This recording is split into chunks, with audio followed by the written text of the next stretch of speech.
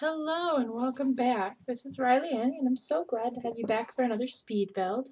So today we're building something which we know now, and I should be in the title, what ended up being a tiny modern home, base game starter home that I built for my fiance who just started playing Sims 4. At this point in the actual build, I had no idea what I was doing. I had started this thinking I was going to make like a family home, tiny home, and that idea changes quickly. So here we are trying to make kind of a loft idea. You can see the budget in the bottom corner. I still was thinking this is going to be a 4-person home. We got over that little phase. So here we are fencing out the loft. So when you build a loft, there are some better tutorials than what I'm going to provide quickly here on YouTube, but basically you build an upstairs, fence off or wall off the sections, and then delete the floor from the section you don't want to be the loft. So here I actually decide that I want the other side to be the loft. I decided it makes more sense. I like when you walk in the front door and then like can kind of look up to it, rather than, I guess, having it be above the front door, but either would work just fine. Alright. So we're just kind of trying to figure out the floor plan. And there are some issues with this original floor plan. At first, I just decided the house was looking too boxy. So then I try to add this little divot, and I struggle with that so much when it comes to doing the exterior that that divot actually ends up becoming 2 stories. We'll see here in a little bit of me struggling. I've just added some debug menu items to do the landscaping to keep the cost really low, because at this point I realized maybe I'm trying to keep it as a starter home cost. I was thinking a starter home for 4 people still, but we do end up fitting in the budget for a starter home for 1 sim. Alright. So here we are trying to make that little alcove work. I had the hardest time with it. I think the combination of it and the loft was just too hard. It wouldn't replace the flooring / the ceiling in the way that I wanted. So here we are fixing what that did. Fixing my posts here so that they actually look like they're holding up the loft. And then moving. Nope, we're not moving on. We're not moving on. I thought we were going to start furnishing. That doesn't happen yet. So here I am finally realizing that I'm going to make this a starter home, tiny home for my fiance, because I'm switching all the tones. So I'll talk more about it probably in a future video here. I think I'm going to renovate the first home he built. But he built a home in The Sims 4, and it was just the first thing he did. And he's like, yeah, I have a brown and black color scheme, which he did. It just sounded funny when he was telling me about it. So here I am deciding we're going to use more dark tones and make this a house for his sim.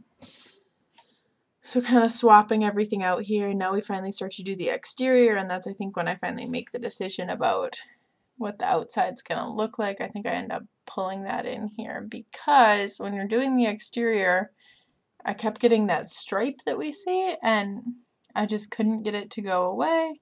And so what we end up doing is making that little divot 2 stories, and I actually really end up liking the way this home looks.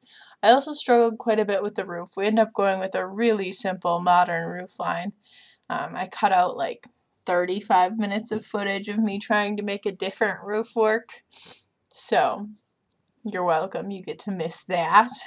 I really love this flooring that we put down. I actually think I end up getting rid of it.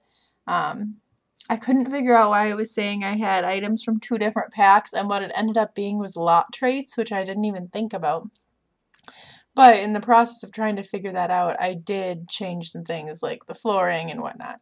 So here I am trying to make a mini fridge. I know size down fridges work. I just couldn't make it work in the design, and the only reason I wanted to do that is because my fiance in his actual desk area does have a mini fridge right there, so I thought it would be a cute thing to add.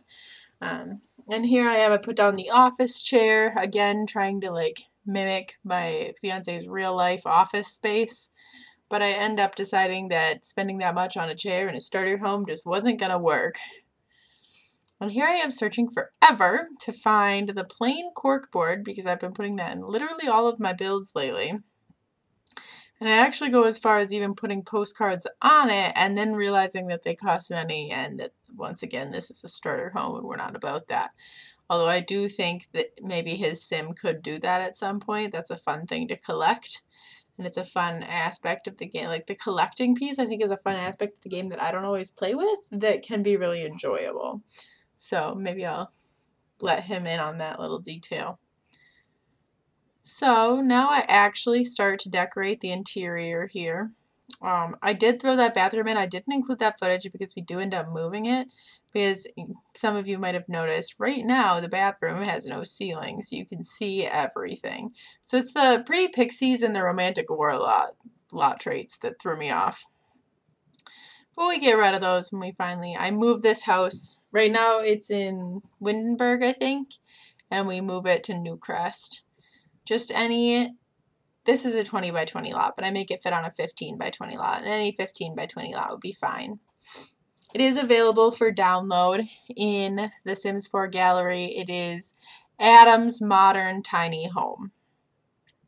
So if you're interested in looking for that, or you can search my EA username, which I'll leave in the description below. So here I am, just starting to add some details. I realize these children's lights, even though they're green, are much, much cheaper, and I decided it was worth it. And there I am finally realizing that the bathroom is not going to work there because there is no ceiling on it.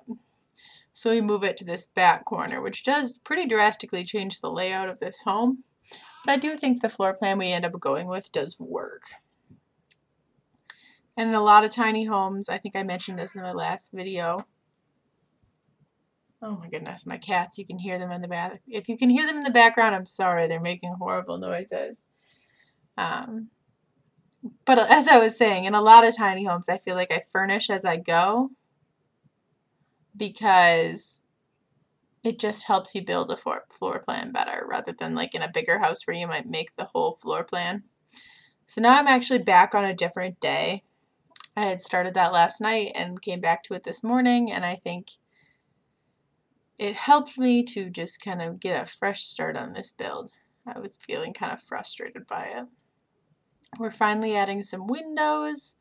Again, with tiny homes, I tend to add windows late just because I haven't had a floor, like without the floor plan, it's hard to put windows in. So here we are, and I do actually, you'll see in the screenshots, end up adding a couple more windows because the back and one side of the house end up with no windows, which looked a little odd, especially from Managed Worlds. You looked like you were moving into a wooden cube. So fixed that up a little bit just for some curb appeal. Alright, so now we're going and adding the fridge. I seriously considered in the house he built, he couldn't figure out how to make the stove not yellow, so we had a yellow stove at first. And I was very, very tempted to put yellow appliances in here, but I decided it just didn't go with the overall house. We ended up going with kind of an interesting kitchen floor plan just to get a trash can in, really, and to kind of work around that beam because I decided it was a little unrealistic to have the fridge built into the beam, but having a counter built into that beam kind of made sense. So now we add a little dining area. Dining areas are something I skip, I think, a lot in tiny homes because you can eat sitting on the edge of the bed, you can eat sitting on the couch. But I did notice in the first home that he built, he did include a dining area, so I decided I would give him all the things he had in his home, just a little more put together, maybe. A woman's touch, I guess, if you will. Alright, so we end up changing out those shades at some point, but we're just trying to keep it really simple, lots of blacks and whites. And then here is when I decided I could not take it anymore and I had to add some green accents. So I think I add like a green plant to that table, just a couple little pops of color to make it not so drab in here. So I actually ended up leaving this clip in with the microwave. We don't end up having a microwave, but in build mode it looks like the size down microwave looks normal, and the size down microwave does work when you're cooking something.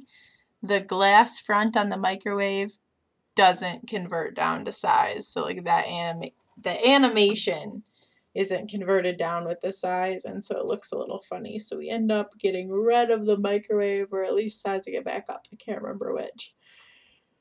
Adding some details in the bathroom, and then at some point here realizing that I have a door going into the shower, so rearranging the bathroom a little bit to make it work again. There we are. And now I spend forever trying to find some wall art. Just something green is really what I was thinking. Something to add a little something to this space. We do end up using some of the debug art once I remember where it is.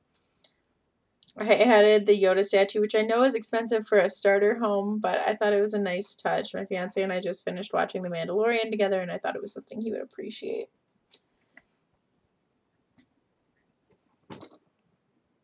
So we just end up adding a little bit of that debug art. I think a lot of it is from like the science stuff.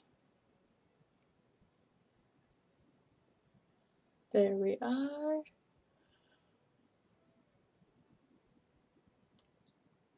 And then adding a green rug, and we'll go right into screenshots. So that's our very simple tiny home. I hope you enjoyed.